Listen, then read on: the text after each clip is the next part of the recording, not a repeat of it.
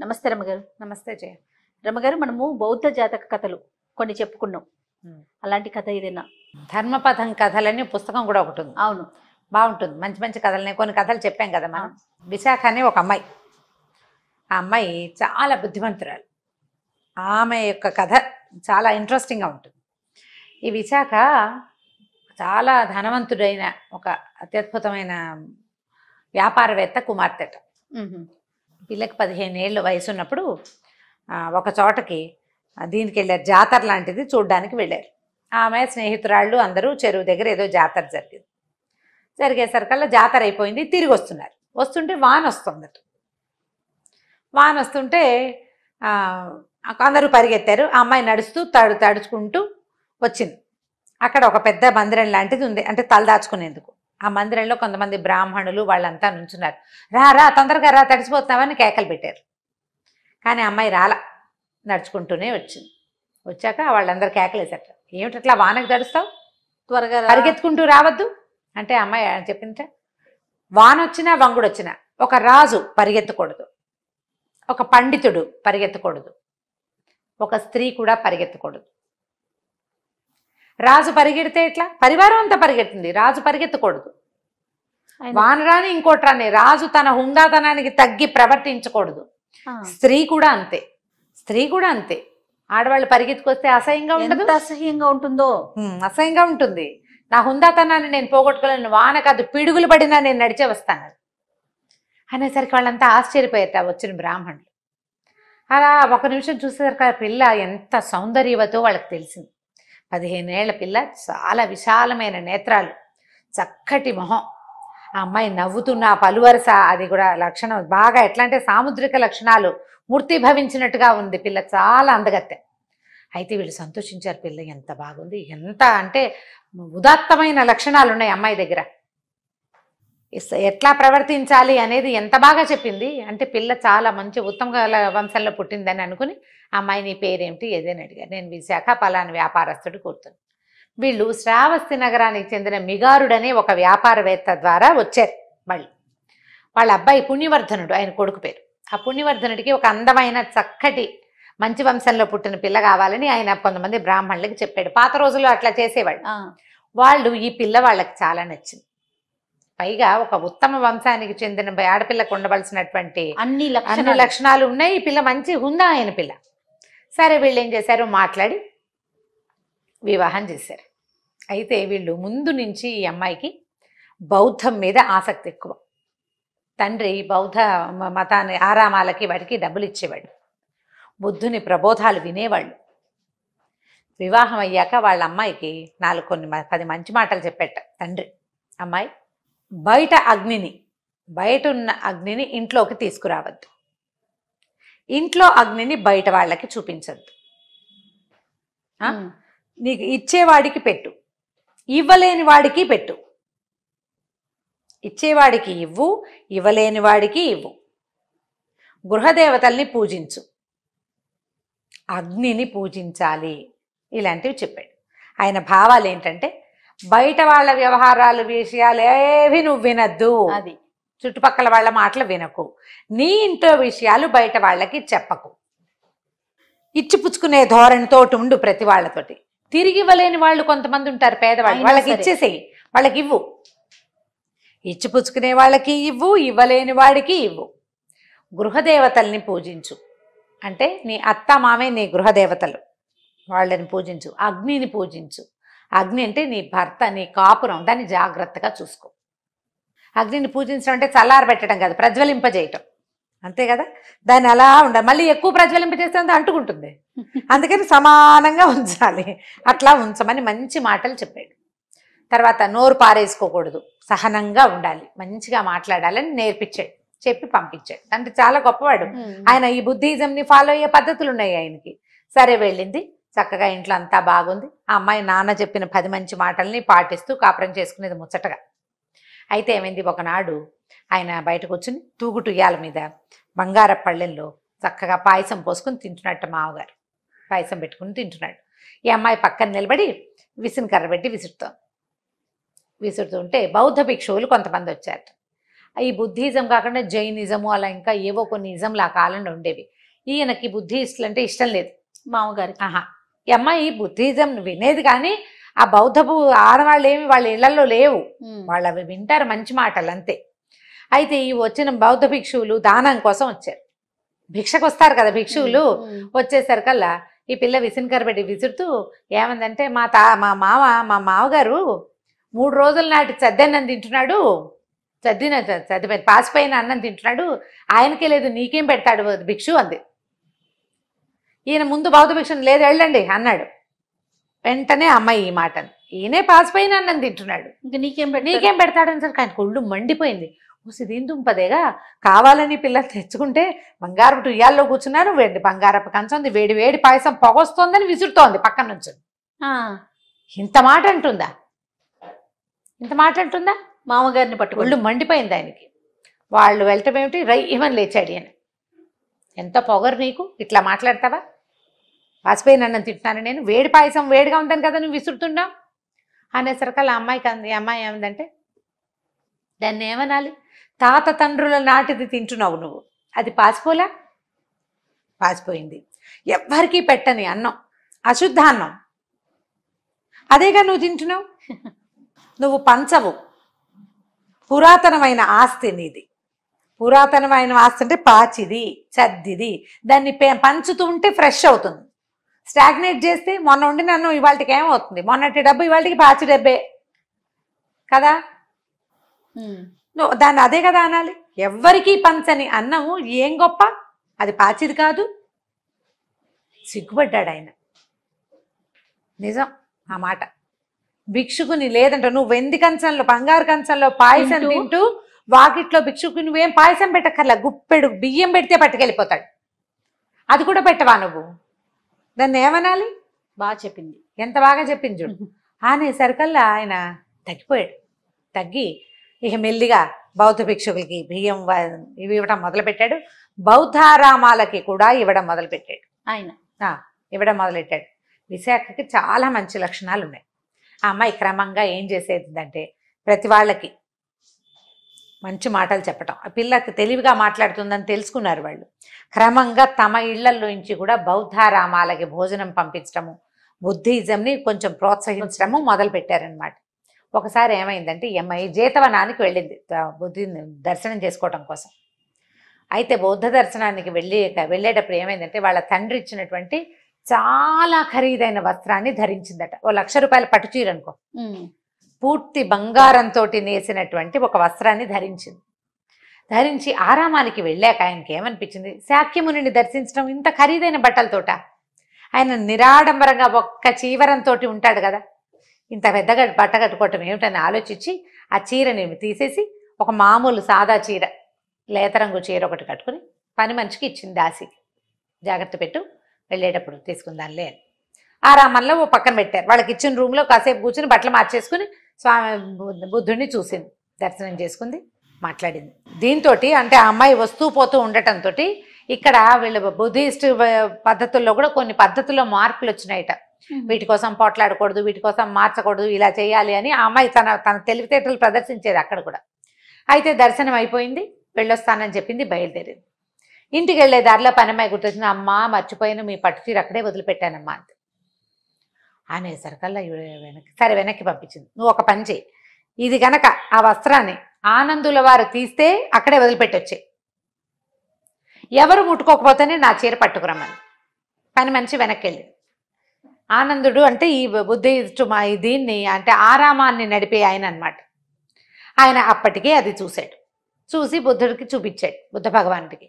ఆయన ఏమన్నాడు, విశాఖది అయి ఉంటుంది, వెనక్కి వస్తుందిలే తీసుకోవడానికి, ఇంత ఖరీదైంది ఆమెదే అయి ఉంటుంది, ఇచ్చేయండి అన్నాడు.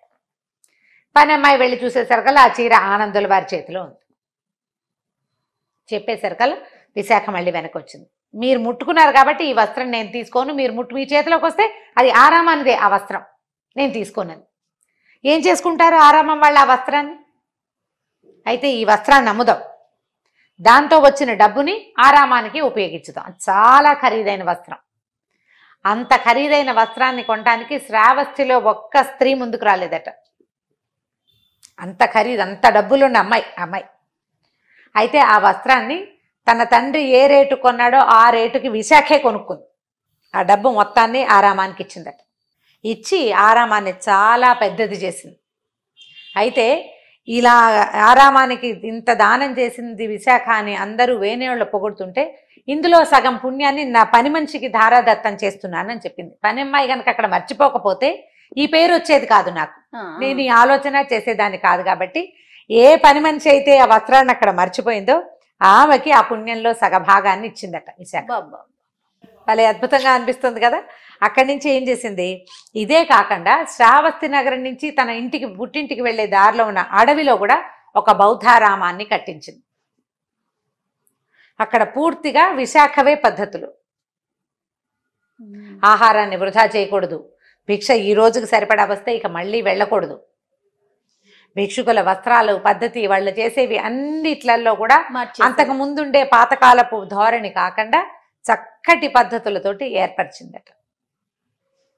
ఈ విశాఖ గురించి ఎంతో అద్భుతమైంది ఈ అమ్మాయిని చాలా బుద్ధ భగవానుడు మెచ్చుకునేవాడట. ఆమె కట్టించిన ఆరామంలోనే ఆయన తాలూకు ఈ మొత్తం దాంట్లో 6 వర్ష ఋతువులు ఆరామంలోనే గడిపారట బుద్ధ భగవానుడు. విశాఖ చేయించినటువంటి ఆరామంలో 6 వర్షాకాలాలంటే 6 సంవత్సరాల పాటు ఆయన ప్రతి సంవత్సరం వర్షాకాలము అదే ఆరామంలో ఉండేవాడనమాట. ఆవిడ శ్రావస్తి నగరంలో చాటించి వర్షాకాలంలో భిక్షువులు భోజనానికి బయటికి రాలేరు కాబట్టి వానలు కదా, అవునవును, గొడుగు పుచ్చుకుని రావాల్సి వస్తారు, మధ్యలో పడిపోయేవారు, ప్రమాదాలు జరిగేవి. అందుకని ప్రతి ఇంటి వాళ్ళు రోజుకొకళ్ళు భోజనం పంపించాలని ఏర్పరిచి పెట్టిందట. వర్షాకాలం మొత్తం వర్షాలు తగ్గాకే భిక్షువులు భిక్షకు వస్తారు. ఆ భిక్ష కూడా మీరు ఎంత ఇవ్వగలిగితే అంత అక్కడికి పంపించండి అని చెప్పి వీళ్ళు బళ్ళల్లో వేసి ఒక బండి ఇచ్చి పంపించేస్తే సరిపోతుంది, ప్రతి భిక్షువు భిక్షకి రాకుండా. అట్లా విశేషమైన ఏర్పాట్లు చేస్తట. బుద్ధ భగవానుడు ఎంతో మెచ్చుకునేవాడట విశాఖను. విశాఖ కథ ఈ ధర్మపదం కథల్లో ఒకటి చెప్తారనమాట. ఆ అమ్మాయికి ఇలాంటిది ఎట్లా వచ్చింది, తండ్రి నేర్పాడు కొంత. తండ్రి నేర్పిన మాటలని చాలా మటుకు ఆ అమ్మాయి పాటించింది. తండ్రి గీసిన గీతలు దాటాల, ఒకసారే దాటింది. మామగారి పట్ల దురుసుగా మాట్లాడింది అంతే. ఆ ఒకసారి తప్ప ఎప్పుడూ ఆ అమ్మాయి అట్లా ప్రవర్తించలేదు. కేవలము ఆ భిక్షుకుల్ని కేకలేశాడు ఆయన, భిక్షువుని, అందుకని చెప్పింది కానీ అంతకంటే కాదు. ఇలాంటి కథలు ఎందుకు చెప్పుకుంటామంటే తండ్రులు మంచి మాటలు చెప్పాలి కూతుళ్ళకి, తల్లులు కాదు. తండ్రి చెప్పాలి, తల్లులు పని నేర్పించాలి. తండ్రులు చెప్పిన మాట బాగా వింటారమ్మా అమ్మాయిలు. అవునండి, మంచి మాటలు చెప్పాలి. సరి అయిన ప్రవర్తన, అమ్మ ఇలా చెయ్యి ఇలా చెయ్యొద్దు అని నాన్న చెబితే కూతురు వింటుంది. వాళ్ళ వల్లే సంసారాలు బాగుంటాయి. ఆమె పేరు ఇప్పటికీ బౌద్ధ జాతక కథల్లో వినపడుతుంది చూడు. ఇవాళ మనం కూడా చెప్పుకున్నాం, చాలా బాగుంటుంది, మంచి కథ. చదివినప్పుడల్లా భలే సరదా వస్తుంది నాకు. ఆ కాలంలో కూడా ఇట్లాంటి పద్ధతులు ఉన్నాయి అని అనిపిస్తుంది. పద్ధతులు ఉండటం ఒక ఎత్తు అయితే తను పాటించారు, అదే అమ్మాయి పాటించింది. అవును, చాలా బాగుంది రమ్మగారు. నమస్తే అండి. నమస్తే. ఒక ఊళ్ళో ఉన్నట్టు 2 అన్నదమ్ములు ఉన్నారు. అయితే వాళ్ళ నాన్న పొలము పుట్ర ఏవో ఉన్నాయి. మామూలుగా ఊళ్ళలో ఏం చేసేవాళ్ళంటే ఇప్పుడు కూడా భాగాలు పెడుతున్నారనుకో ఆస్తులు, పల్లెటూళ్ళల్లో ఇల్లు ఒకళ్ళకి పొలం ఒకళ్ళకి అట్లా, లేకపోతే పొలం ఒకడికి గొడ్డు గోదా ఒకడికి అట్లా ఇచ్చేవారు.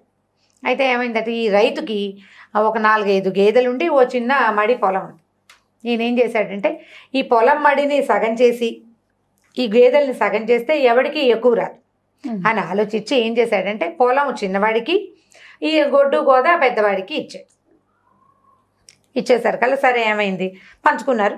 తండ్రి కాస్త గతించాడు. వీళ్ళిద్దరూ చెరుకో పక్కన పెళ్ళిళ్ళు చేసుకుని కాపురాలు చేసుకుంటున్నారు.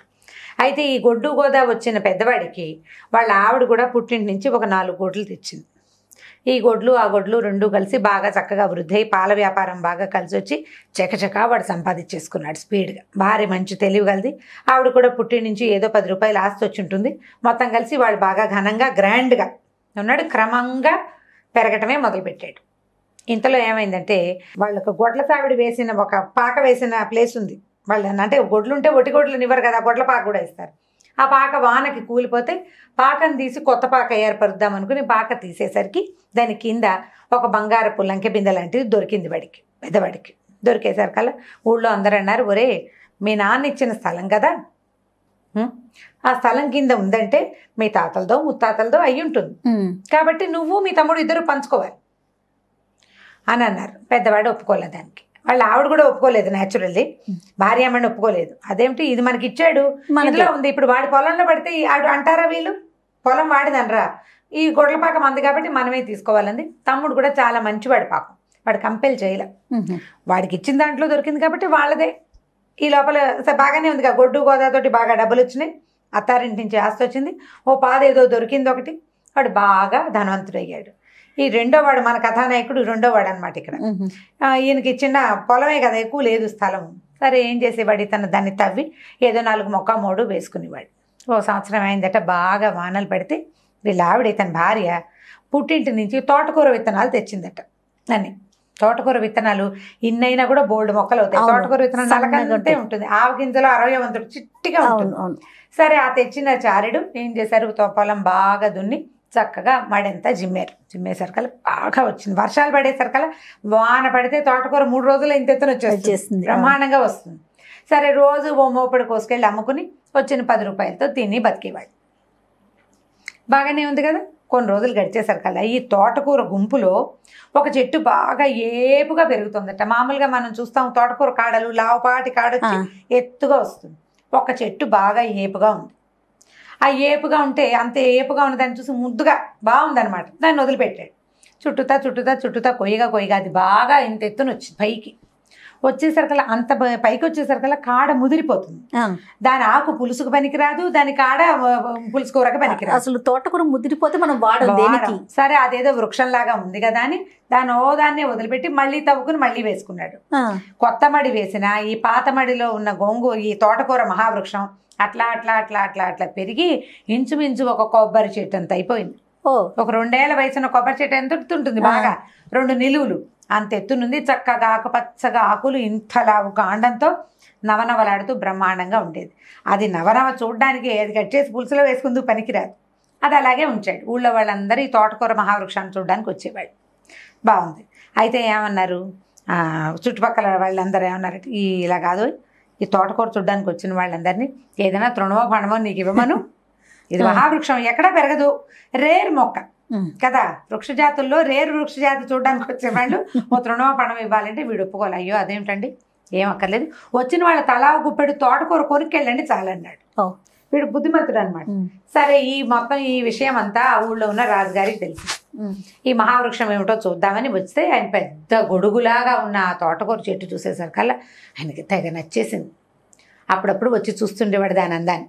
అయితే ఒకరోజు ఇతను అన్నాడు, ఈ రెండోవాడు, అయ్యా ఇలాంటి మహావృక్షం మామూలుది కాదండి, ఇది మీలాంటి వాళ్ళ దగ్గర ఉండాలి. నేనేం చేస్తాను, దీనికి చుట్టూతా పాదు అవి తవ్వి చక్కగా నీళ్లు అవి పోసి ఇంకా పెడుతుంటే ఇంకా పెద్దగా ఎదుగుతుంది, ప్రజలకు చూపించడానికి బాగుంటుంది. మీ దివాణానికి బోల్డ్ మంది వాళ్ళు వీళ్ళు కొత్త వాళ్ళు బయట దేశాల నుంచి వస్తారు కదా, వేరే రాజ్యాల నుంచి, వాళ్ళంతా చూడడానికి బాగుంటుందండి. అందరూ నా పొలంలోకి ఏమొస్తారండి అంటే రాజాగారు అన్నారు, ఇచ్చేస్తావా నాకు అన్నారు. ఇచ్చేస్తానండి, తీసుకెళ్ళండి మహారాజులాగా, కాకపోతే దీన్ని ఎట్లా తీసుకెళ్తారో చూసుకోండి అన్నాడు. ఇప్పుడు మనకు వచ్చింది కదా ప్రక్రియ, చుట్టూతా తవ్వి వేర్లతో సహా తోటకూర వృక్షానికి పెద్ద వేళ్ళు ఏమి ఉండవు, కొద్దిగానే ఉంటాయి వేళ్ళు, చుట్టూతా తవ్వారు. ఆ మొత్తం అంతా అలాగే పెకలిచి ఓ బండిలో పెట్టి జాగ్రత్తగా పట్టుకెళ్ళి రాజుగారి ఉద్యానవనంలో పాతిపెట్టారు. వృక్షాన్ని పాతేసేస్తే దాన్ని చక్కగా నీళ్ళు పోస్తే మళ్ళీ కళకళలాడుతూ బ్రహ్మాండంగా ఉంది. ఇంత మహావృక్షాన్ని తనకి గిఫ్ట్ చేసినందుకు రాజుగారు ఏం చేశారు, ఓ అంత మూటెడు బంగారు నాణ్యాలు ఈ చిన్న రైతుకి ఇచ్చారు, ఈ రెండో వాడికి. ఇచ్చేసరికల్లా వెంటనే వీడి చుట్టుపక్కల పొలం అది కొనుక్కొని చక్కగా బాగుపడ్డాడు. బాగుంది కదా.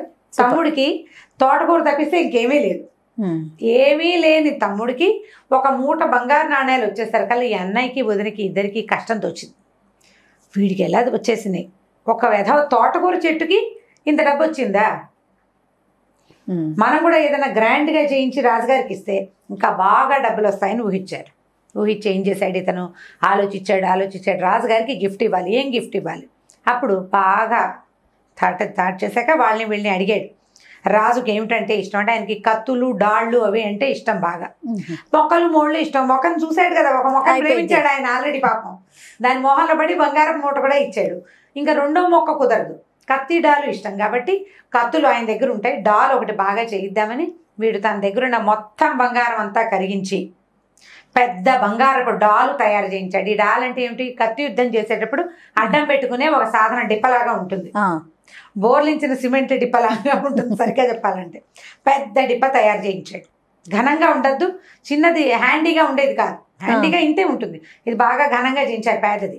ఈ పేద దాంతో పాటు ఏం చేశాడు, మిగిలిన తన దగ్గర ఉన్న ఆస్తి స్వాస్తి అన్నీ అమ్మేసి రకరకాల పచ్చలు, కెంపులు, వజ్రాలు, వైఢూర్యాలు బోలెడన్ని తెప్పించి దాన్ని నిండా పొదిగింపించాడు. అయిందా? ఇదంతా అయ్యాక ఒక పెద్ద బండిలో పెట్టుకుని తీసుకెళ్లి రాజావారికి ఇచ్చారు. ఈయన దగ్గర ఉన్న బంగారం అంతా అయిపోయింది, ఆస్తి స్వాస్తి మొత్తం అమ్మేశాడు. ఇంకా మిగిలింది ఏమిటంటే ఇల్లు, గొడ్డు గోదానే మిగిలిన ఇల్లు కూడా మిగిలింది, అంతే, ఇంకేమీ లేదు వాళ్ళ దగ్గర. ఈ డాల్ పట్టుకెళ్ళి ఇచ్చేసరికి రాజుగారు ముచ్చట పడిపోయాడు. ఆయనకి అట్లా కొత్త వస్తువులు అంటే ఇష్టం. తోటకూర చెట్టును చూస్తే ఎంత సరదా వచ్చిందో ఈ డాల్ని చూసినా అంత సరదాయే వచ్చింది రాజాగారికి. చాలా బాగుంది, ఎంతో మెచ్చుకున్నారు. ఇంత అత్యద్భుతమైన వస్తువు నేను ఎప్పుడు చూడలేదు, తయారు చేద్దామన్న ఊహ కూడా రాలేదు, వీడెవడో ఇవి మహత్తరంగా ఉంది, వీడి ఐడియా చాలా బాగుంది. సరే, ఇప్పుడు ఇంత గొప్ప గిఫ్ట్ తెచ్చిన వాడికి మనం కూడా ఏదైనా ఇవ్వద్దు, ఇవ్వాలి, ఏదైనా ఏమి ఇవ్వాలి అని ఆలోచించారు.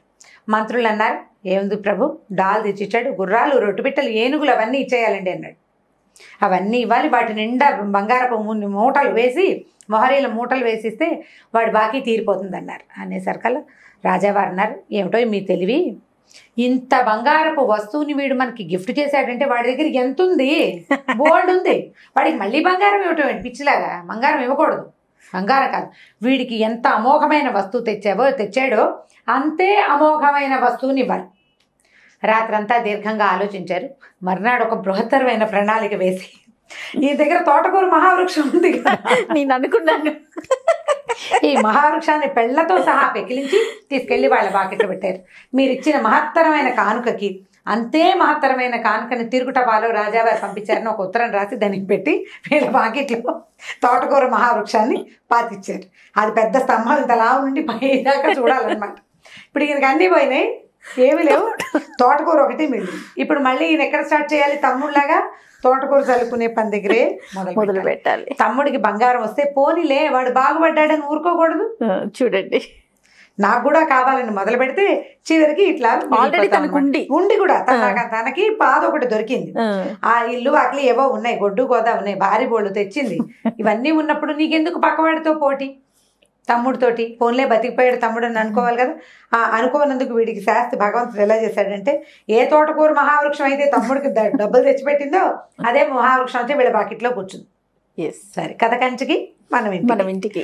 ఈ కథ చెప్పండి, సరదాగా ఉంటుంది. నమస్తే రమగారు. నమస్తే రమగారు, ఏదైనా మంచి స్టోరీ చెప్పండి అండి.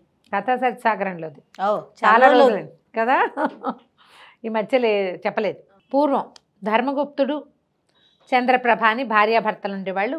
వణిక్కులు అంటే వ్యాపారస్తులు, వణిజ్ అంటే వణిజులు అంటే ఇదన్నమాట, వ్యాపారస్తులు.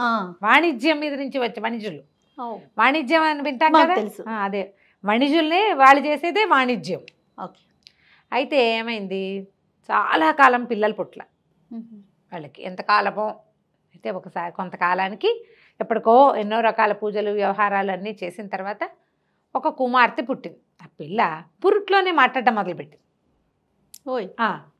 పైగా అసలు ఎట్లా ఎంత వెలుగ్గా ఉందంటే పిల్ల, అసలు ఆ పిల్ల పుట్టేసరికల్లా లోపల పురిటి గదంతా వెలుగుతో నిండిపోయిందిట. పిల్ల మాట్లాడుతుంటే మంత్రస్థానికి కంగారు పడి కళ్ళుదిరి పడిపోయింది. చిలకత్తలు పరిగెత్తుకుంటూ వచ్చారు. పిల్ల ఏంటో మాటలు వినపట్టినాయి. ఆము కేవు మంటల్లా, అది కేర్ మంటల్లా విచిత్రంగా మాట్లాడుతోంది. అక్కడి నుంచి లోపలికి వెళ్ళాడు. తండ్రిని పిలిచారు. మన తండ్రితో మాట్లాడతాను పిలవమంది. పిలుచుకుపోయారు. పిలుచుకెళ్ళాక లోపలికి వెళ్ళి చూస్తే ఏముంది, పిల్ల అంతా వెలుగ్గా ఉంది, పిల్ల బ్రైట్గా మెరిసిపోతుంది, మహాద్భుత సౌందర్యవతి అయిన చంటి పిల్ల. అదేమో నోటి తెచ్చి మాట్లాడుతుంది. అక్కడి నుంచి ఏమంది, మరి నేను ఒక దేవతని, నీ ఇంట్లో పుట్టాను, నాకు వివాహం చేయకూడదు, నన్ను నీ పిల్లగా పెంచుకో, నా వ్రతం తీరాక నా దారిని నేను వెళ్తా, అప్పటిదాకా నీకు పుత్రికా సంతానం పిల్లలు లేరని బాధపడుతున్నావని మీ ఆవిడ గర్భాన్ని పడ్డాను నేను, అమ్మ నాన్న అని పిలుస్తాను, కూతురుగా పెంచుకో, వివాహాలు ఆడపిల్లని చేయకూడదు అని చెప్పేసరికి నేను సరే ఈయనేమనుకున్నాడు అలాగేనన్నాడు. కట్టడి చేశాడు. పిల్లకి అందరికీ చెప్పాడు ఈ విషయం బయటికి రానివ్వకూడదు అని. ఆ మంత్రస్థాన్ని పురుడు పోసిన మంత్రస్థాన్ని వాళ్ళ ఇంటోదే, దాన్ని కూడా ఇంట్లోనే ఉంచుకున్నారు. చెలికత్తలకు ఖచ్చితంగా చెప్పాడు ఈ విషయం బయటికి రానివ్వద్దు, పిల్ల మాట్లాడుతుందని. చంటి పిల్ల మాట్లాడుతుంటే అది వింత కదా, విచిత్రం. సోమప్రభ అని పేరు పెట్టాడు. చంద్రకాంతి లాంటి కాంతి కలిగి ఉంది ఆ పిల్ల. పిల్ల చచ్చిపోయిందని ప్రచారం చేశారు బయట. రహస్యంగా వాళ్ళ ఇంట్లో పిల్లని వాళ్ళ ఇంట్లోనే పెంచుకున్నారు. ఇంట్లో పిల్ల ఉందంటే ఈ ధర్మగుప్తుడు ఈయన బోళ్ళంత ఆస్తిపరుడు, ఎవరో ఒకళ్ళు పెళ్లి చూడటానికి చూపులకు వస్తారు కదా. వస్తారు. ముందేమో పిల్లని చుట్టానికి వస్తారు, తర్వాత పలకరింపులకు వస్తారు, ఆ తర్వాత పెళ్లి సంబంధాలకు వస్తారు. 8 ఏళ్ళు వస్తే పెళ్లి చేసే రోజులు అవి. ఆ, అక్కడి నుంచి పెరిగింది పిల్ల, ఎవరికి చెప్పాల. ఆ పిల్ల ఇంట్లోనే ఆడుతూ పాడుతూ పెరిగేది. కాస్త అంత పిల్ల అయింది. పెళ్ళి అయ్యాక వారా వీరా చెలికత్తలే పెళ్ళి అని అనుకుంటుంటే పోట్లాడింది. పెళ్లి చేయడానికి వీల్లేదని చెప్పే కదా మీకు అని. సరే ఏమైంది, పిల్ల కాస్త 14 ఏళ్ళు వచ్చేసినాయి. ఇంట్లో తిరుగుతుంటే ఒకనాడు ఏమైంది, ఆ రోడ్డు మీద వసంతోత్సవం జరిగింది. ఓకే. ఆ ఊళ్ళో వసంతోత్సవం అంటే హోలీ. ప్రతి సంవత్సరం హోలీ లాంటిది. వీళ్ళకి కాముని పున్నములు, ఆ పున్నములు ఈ పున్నములు చేసేవాళ్ళు. ఆ వసంతోత్సవానికి నృత్యగానాదులతోటి ఊరేగింపు వెళ్తోంది వీళ్ళ వీధిలోంచి. ఆ ఊరేగింపు చూడడానికి ఈ పిల్ల పోయి బాల్కనీలో నుంచుంది, బయట సౌధాగ్ర భాగంలో నుంచుంది. ఈ వెళ్తున్న బళ్ళల్లో ఒక ఎత్తైన బండి మీద గుహచంద్రుడనే ఇంకో వణిక్కుమారుడు నుంచునున్నాడు. ఉమ్. వాడు చూసి పరమాద్భుత సౌందర్యవతి అయిన ఈ అమ్మాయికి పడిపోయాడు. వాడు అక్కడి నుంచి ఇంటికి వెళ్ళాడు. చాలా దిగులుగా ఉన్నాడు, అన్నం తింటలేదు సరిగ్గా ఏమిటి అని. ఆ రోజుల్లో ఈ మన్మథావస్థకి చాలా పెద్దపీట వేసేవాళ్ళు. వయసు వచ్చిన పిల్లలు మూడ్ ఆఫ్గా ఉన్నారంటే ఎవరో అమ్మాయి కోసం అని తెలుసుకునేవాళ్ళు పాపం. వాళ్ళ ఫ్రెండ్స్ని వాళ్ళని వీళ్ళని అందరినీ కనుక్కున్నాడు. వాళ్ళ నాన్న ఏమిట్రా నువ్వు ఎవరిని చూసి వ్యామోహపడ్డావు, పోనీ అదేదో వ్యవహారం చూద్దాం, ఇట్లా ఆరోగ్యం పాడు చేసుకోవద్దన్నాడు.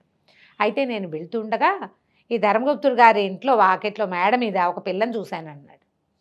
పిల్లని చూశాననగానే ఒక పిల్ల ఉంది, ఆ పిల్ల వాళ్ళ ఇంట్లో చూసానంటే చెలికత్తె కాదు, చక్కగా అలంకారం చేసుకుంది, చాలా అందగత్తే, ఆ పిల్లని నాకు తెచ్చి పెళ్లి చేయమన్నాడు. ఈయన ఏం చేశాడు, కబురు చేశాడు. మా ఇంట్లో మాకు పిల్లలు లేరు, అసలు మాకు పిల్లలే లేరన్నాడు ఈయన. వాళ్ళు కబురు చేశారు, వీళ్ళేమో మాకు పిల్లలు లేదన్నారు. అన్నయ్యేసరికల్లా ఆశ్చర్యం, లేని పిల్లని ఎలా చూస్తాడు మావాడు. అక్కడి నుంచి రాజుగారి దగ్గరికి వెళ్ళాడు. ఈ గుహచంద్రుడి వాళ్ళ నాన్న, నా కుమారుడు ఒక పిల్లని చూశాడు వాళ్ళ ఇంట్లో, మరి అతనేమో లేదంటున్నాడండి, పిల్లాడికి ఆరోగ్యం పాడైపోతుంది, చాలా పెద్ద వ్యాపారం చూసుకునే పిల్లాడు, మరి ఆ పిల్లని మా వాడికి ఇప్పించవలసింది అని. రాజుగారికి ఏంటంటే డబ్బులు అప్పిచ్చేవాళ్ళు వణిక్కులు. ఆ రోజుల్లో రాజుకి పెట్టుబడి వ్యాపారస్తుల దగ్గర నుంచే వస్తుంది. ఈయన కాదనుకోలేక ఈ ధర్మగుప్తుని కేకేసి, మీ ఇంట్లో ఉన్న ఆడపిల్లలందరినీ ముందు చూపించు, వీడికి చూస్తాడు.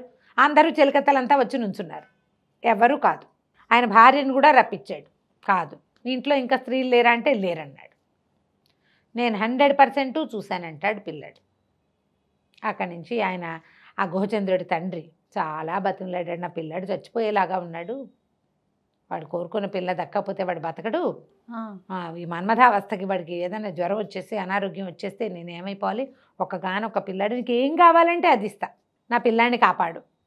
చుట్టుపక్కలంతా ఇతన్ని తిట్టారు, ఏదో చేస్తున్నావు, మీ ఇంట్లో ఉన్న పిల్లని చూపించకుండా చేస్తావా అని.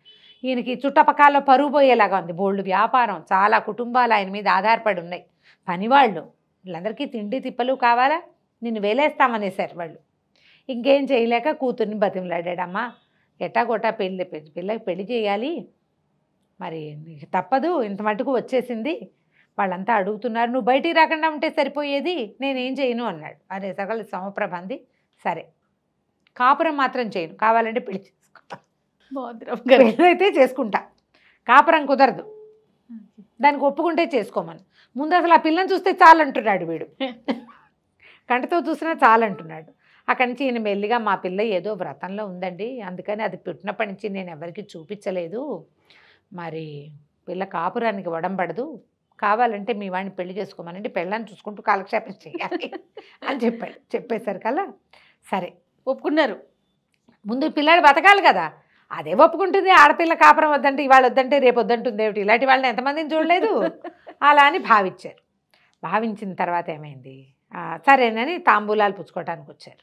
తాంబూలాలు పుచ్చుకున్నారు, వివాహం అయింది. పిల్లని బయట నుంచి వాళ్ళ ఇంటికి దింపాక తండ్రిని అడిగింది, అయ్యా తండ్రి, నేను చెప్పిన సంగతి వీరికి చెప్పావా అని. చెప్పానమ్మా చెప్పాను, వాళ్ళు ఒప్పుకున్నారంటే ఆవిడ అంది. వేలు చూపించింది మామగారికి. ఆ వేలు చూసేసరికి భయం, ఉన్నట్టుండి ఒక భయం వచ్చేసింది ఆయనకి. నాతోటి వీడు ఏదైనా పిచ్చి వేషాలు వేస్తే వాడిని చంపేస్తానన్న అర్థము ఈ వేల్లో ఆయనకు కనపడింది.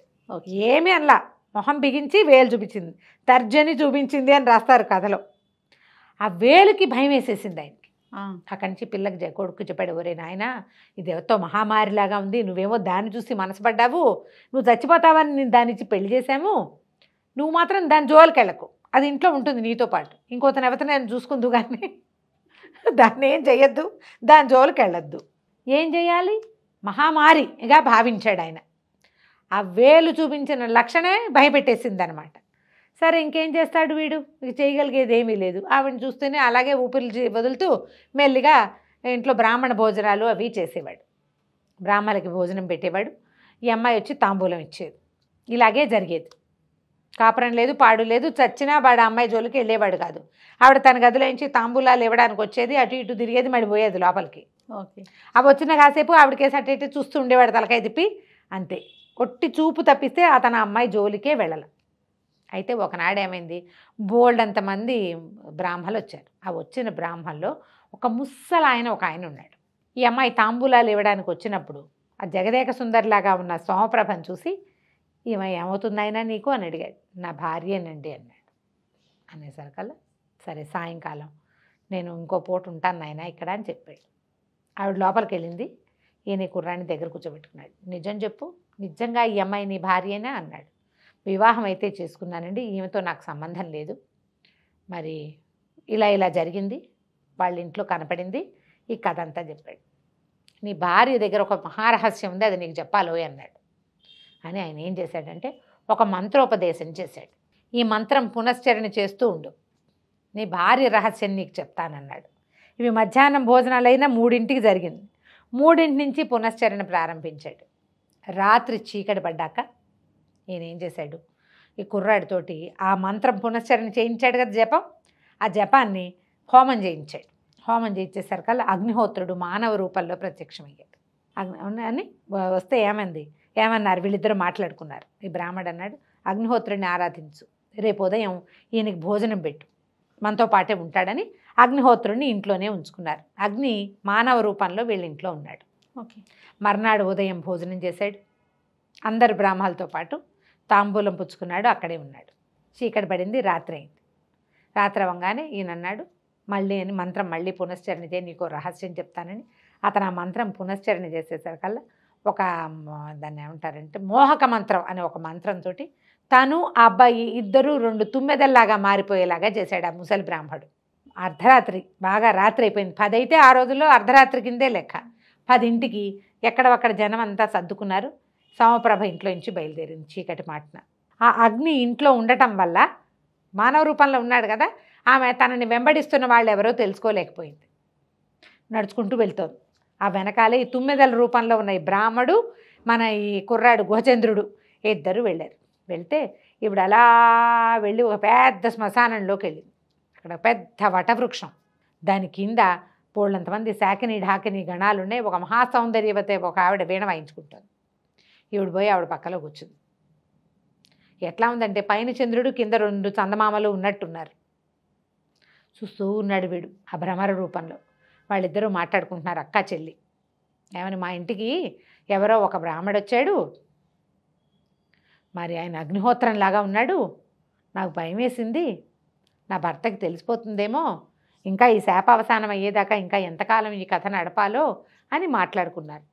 ఇద్దరు కలిసి ఏదో చక్కగా తాగారు, తిన్నారు. ఆవిడ ఇక్కడ ఇంట్లో ఏం తింటోందో ఎవ్వరికీ తెలియదు. ఇక్కడ ఏం తిందో తాగదు. ఓహో. తిండంతా రాత్రిపూటే.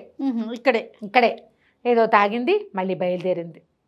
నడుస్తుంటే ఆవిడని కాళ్ళు నేల మీద ఉన్నట్టు లేవు. ఇంట్లోకి వచ్చేసింది. వీళ్ళు కూడా పరిగెత్తుకుంటూ ముందే వచ్చేసారు, మనుషులుగా మారిపోయారు. ఏం చెప్పాడంటే, నీ భార్య, ఈవిడికి నీ బంధించాలి, ఒక దేవతా స్త్రీ, శాపవశాత్తు భూమి మీద పుట్టాలి, మానవ సంగమం చేస్తే ఇక్కడే ఉండిపోవాల్సి వస్తుందని తనకి శాపావసానం తీరేదాకా ఆ ఇంట్లో ఉంది. తర్వాత ఇప్పుడు మీ ఇంట్లో ఉంటుంది, దీన్ని కట్టేయాలి, ఇది నీ భార్యగా ఉంచుకోవాలి అంటే దీనికి ఒకటే మార్గం ఉందని చెప్పాడు. ఏం చేశాడు, ఆ ఇంటి వాకిట్లో ఆ గది గుమ్మానికి రక్షరేఖ ఒకటి కట్టేశాడు అగ్నిహోత్రుడి సహాయంతో. ఇప్పుడు ఆవిడికి అంతకుముందు ఎక్కడెక్కడ ఏం జరుగుతున్నాయో అన్నీ తెలిసిపోయేది. బయట అగ్నిహోత్రుడు ఉండేసరికి ఈవిడికి ఏం తెలియటల్లా, ఆవిడకి అర్థం కావట్లేదు అనమాట. అక్కడి నుంచి ఏం చేశాడు, మోహక మంత్రాన్ని ఒకదాన్ని ఈవిడికి ఉపదేశించి రేపొద్దున ఈ పని చేయమన్నాడు. ఆ మోహక మంత్రం వల్ల ఈవిడికి కొంచెం మతిపోయింది, స్ఫురణ లేదు, నేను దేవతాస్త్రిని అనేది తగ్గిపోయిందనమాట. మర్నాడు ఏం చేశాడు, ఈ కుర్రాడు చక్కగా అలంకారం చేసుకుని ఒక వారాంగనను ఒక ఆవిడని పిలిపించుకుని హాల్లో కూర్చుని అమ్మాయితో సరసల్లాపాలు మొదలుపెట్టాడు. ఈవిడ నిర్ఘాంతపోయింది. ఏంటి వీడు నా భర్త, వీడు దీని ఎవరితోటో మాట్లాడుతున్నాడు అని. అప్పటిదాకా ఆవిడికి మానవ భావాలు లేవు అసలు. మానవ మనోభావాలు లేవు. ఈ మోహక మంత్రం వల్ల బయట ఉన్న రక్ష వల్ల ఆవిడకి అలాంటి ఉద్దేశం కలిగింది.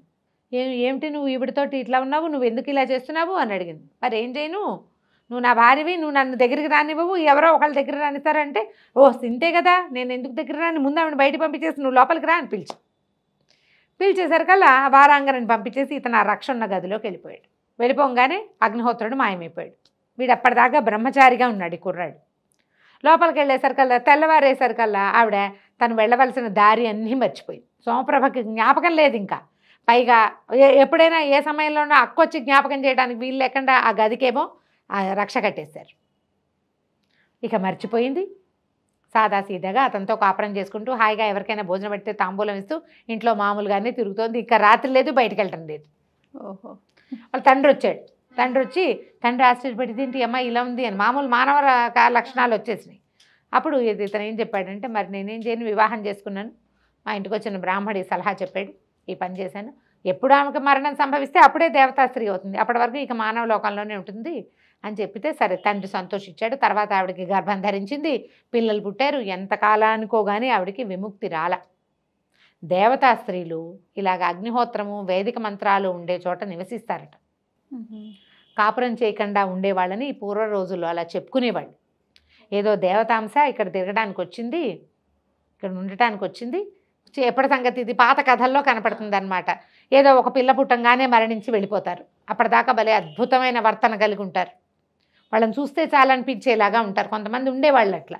ఆ దేవతాంశాలు అనమాట. దేవతాంశతోటే వచ్చింది ఈ అమ్మాయి. ఈ బ్రాహ్మడి వల్ల దొరికేసింది అనమాట.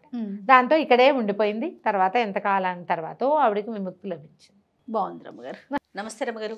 నమస్తే జయ. రమ్మగారు, మంచి చందమామ కథ ఒకటి చెప్పండి. మామూలుగా మంత్రుల సెలక్షన్ అది ఉండేది పూర్వకాలంలో రాజుల దగ్గర.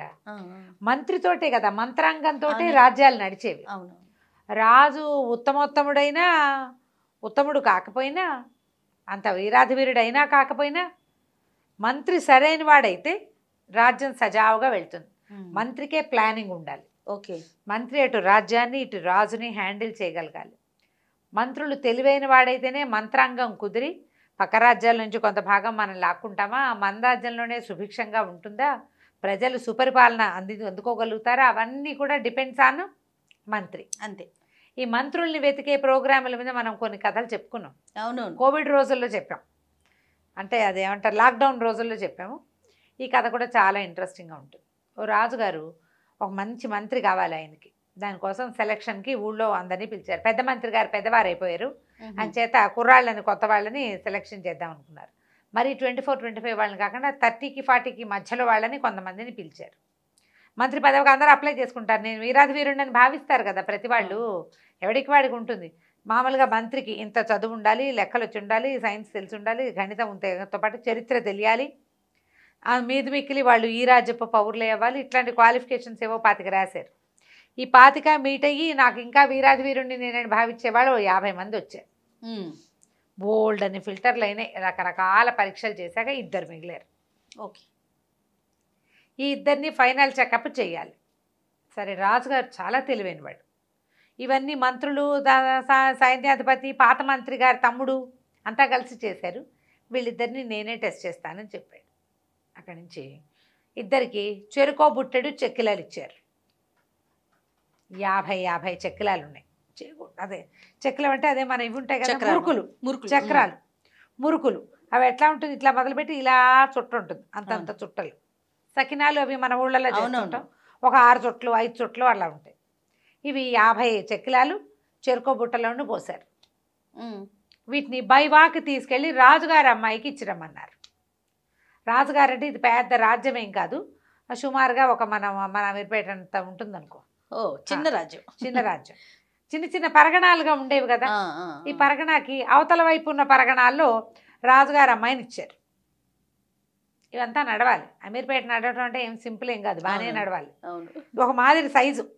ఈ రాజ్యం నుంచి కాలినడకని వెళ్ళాలి.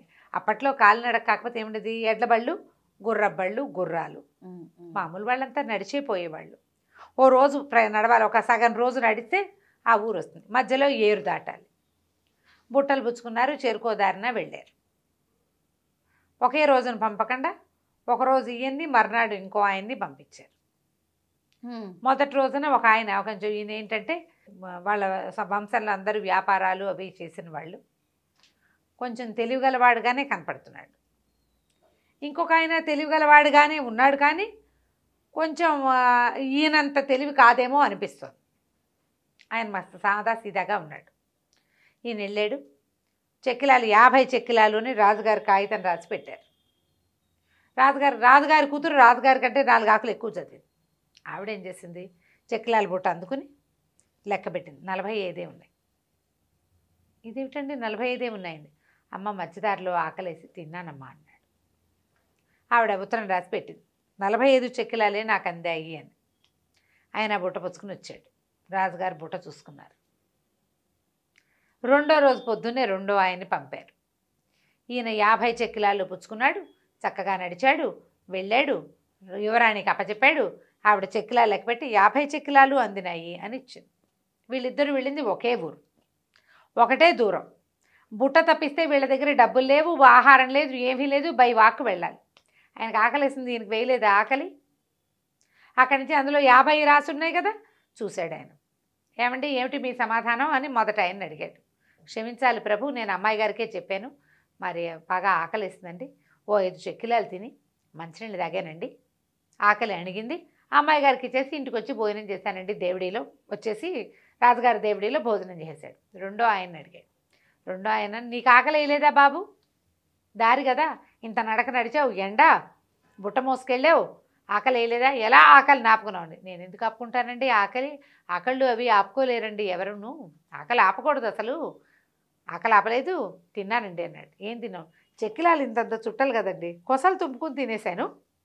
50 చెక్కిలాలు 50గానే ఉన్నాయి, చెక్కిలాలు చుట్టూతా ఉన్నవి, అవి 8 రౌండ్లు ఉన్నాయి, ఒక్కో రౌండ్ తీస్తే ఏం తెలుస్తుంది? అదే కదా. ఆయన పిచ్చివాడు 5 తిన్నాడు, ఈయన 10 తినుంటాడు. తినేశాడు, తెలియలేదు, తెలివిగా. ఇది కదా కంటికి తెలియకుండా పాపలు దిగటం. కంటికి తెలియకుండా కంటి పాప తీసేయాలంటే ఎట్లా? తీసేసాడు. సరే బాగానే ఉంది. ఇంకొక ప్లాన్, ఇది ఒక్క దాని మీదే మనం డిపెండ్ అవ్వకూడదు. మొదట ఆయన కొంచెం అమాయకుడు, నిజాయితీపరుడు. ఇప్పుడు ఈయన దగ్గర కొంచెం నిజాయితీ తక్కువగా ఉన్నట్టు అని 1% ఉంది, కానీ తెలివిగా ఉంది. 50 చెక్కలాలు ఇమ్మన్నారు, 50 చెక్కలాలో ఒకే చెక్కలలో 8 చుట్లు ఉండాలనేది నియమం కాదు కదా. కాబట్టి దీని నిజాయితీ లేదని అనడానికి కూడా వీల్లేదు, పెద్దగా అనలేం. సరే బాగానే ఉంది. ఏం చేశారు, 2 రోజులు రెస్ట్ తీసుకోండి అని 2 పూటలు ఆగాక 2 బుట్టలతోటి బూడిద ఇప్పించారు. బూడిద అక్షరాల వీళ్ళిద్దరిని తమకి పరగణాలకి బయట ఉన్నటువంటి 2 రాజ్యాలకి పంపించారు. 2 రాజ్యాలకి పంపిస్తే ఈయన బుట్ట తీసుకుని ఇటు వెళ్ళాడు, ఆయన బుట్ట తీసుకుని అటు వెళ్ళాడు. వీళ్ళకి వెళ్ళటానికి వాహనాలు అరేంజ్ చేశారు, రాజ్యాలు దాటిపోవాలి కదా. సరే ఆయన వెళ్ళి ఆ రాజుగారికి బుట్ట అందించాడు. బుట్ట అందించేసరికల్లా ఏమిటిది అని దాన్ని చూసి, ఇదేమిటి బూడిద తెచ్చావు అని అడిగాడు. ఆయనకి ఏం డౌట్ వచ్చింది, రాజుగారు ఏదో పంపిస్తే వీడది మార్చేసి బూడిద తెచ్చాడు అనుకున్నాడు. ఈయనకేం తెలుసు, మొదట ఆయనకి ఏం తెలియదు, పెద్ద మనిషికి. రాజుగారు ఇచ్చింది ఇచ్చినట్టు తెచ్చేశాడు. తాటాకు బుట్టలో పోశారు, అది బూడిదని తెలిసే అవకాశమే లేదు. తాటాకు బుట్టలు ఇట్లా దగ్గరగా అల్లుతారు, దానికి ఒక చిక్కం కట్టారు, కనపడలేదు. అక్కడి నుంచి ఆయన బొట్ట ఎత్తి ఈయన నెత్తి మీద బోర్లు ఇచ్చాడు. రాజుగారు, బుద్ధి లేదా, ఆయన ఏదో పంపిస్తే నువ్వు ఇది తెస్తావా? లేదా, కాదండి ఆయన అదే పంపించాడు అంటాని భయం వేసింది. బూడిద పంపించడం ఏంటి పక్క రాజుకి? హార్తేరి అని నా కేకలేసాడు. ఇంచుమించుగా తరిమి కొట్టారు. మంత్రి కావాల్సిన పెద్ద మనిషిని. దాన్ని ఎట్లా సమర్థించాలో ఆయనకి తెలియదు, వెనకొచ్చేసాడు. రెండో ఆయన ఉన్నాడు కదా, చెక్కిలాలు తింపుకున్న ఆయన, ఈయన ఏం చేశాడు, పక్క రాజ్యానికి ఇంకో రాజ్యానికి వెళ్ళాడు. బుట్ట అందించాడు. ఆయన ఇట్లా తీసి ఆ బుట్టలో చేయి పెడితే బూడిద వచ్చింది. ఆయన ఇట్లా బూడి చూస్తున్నాడు, ఇదేమిటి అన్నాడు.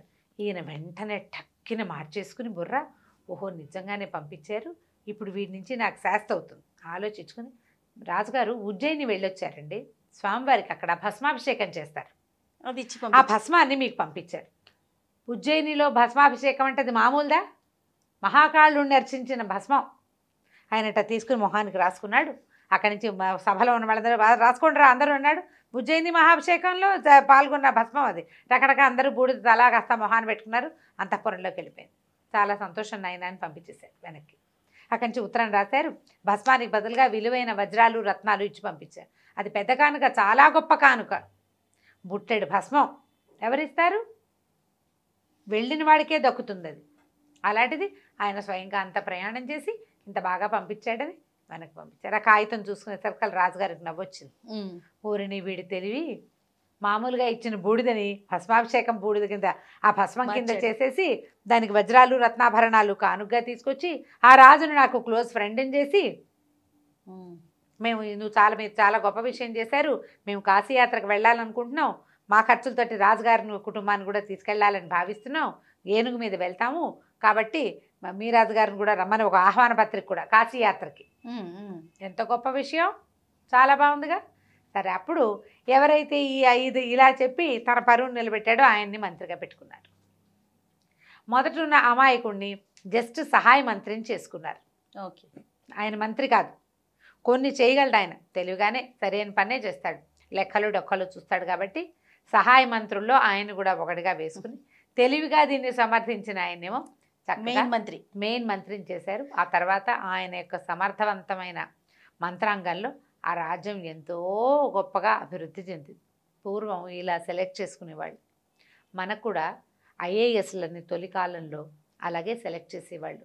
కుటుంబ నేపథ్యం చూసేవాళ్ళుట. తర్వాత ఏమో పోలీస్ వెరిఫికేషను, ఊరికే సంతకం పెట్టించుకు వెళ్ళిపోవటం కాకుండా ఒక వ్యక్తి తిరిగేవట్ట వాళ్ళ వెనకాల, వీళ్ళ బిహేవియర్ అవి చూసేవాళ్ళు.